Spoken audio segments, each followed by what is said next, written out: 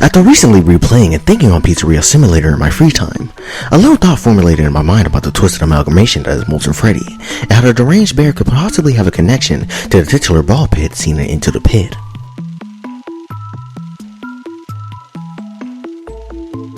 Leading up to the release of Pizzeria Simulator, we learned much about how Molten Freddy came to be, with the entity originally being the amalgamated Ennard.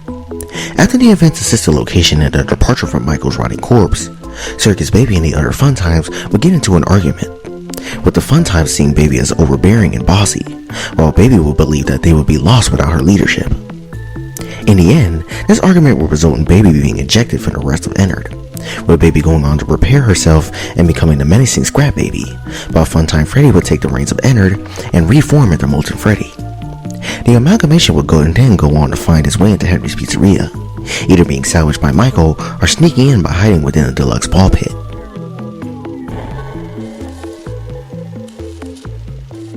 Jumping into the pit and the ball pit scene in the story, we learn that the pit has the ability to transport whoever enters it into the 1985 Freddy Fazbear's Pizza during the missing children incident,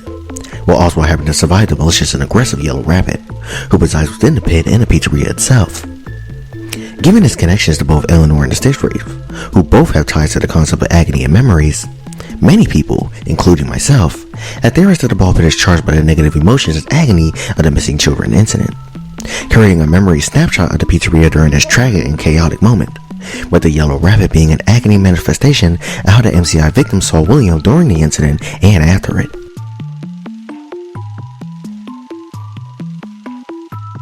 Finally, when Molten Freddy and by extension entered into Funtime animatronics, we see the popular theory of Molten MCI, where the MCI victims will go on to possess the Funtimes after the original possessed animatronics would be dismantled by William and melted down within the rental facility, with the remnant being ejected into the Funtimes. We see many examples of this theory being supported throughout the series, such as Kenny Cadet's story during Pizzeria Simulator, the events of the Fourth Closet book, and the presence of the melted down endoskeletons being within a furnace within Circus Baby's entertainment and rental during Help Wanted.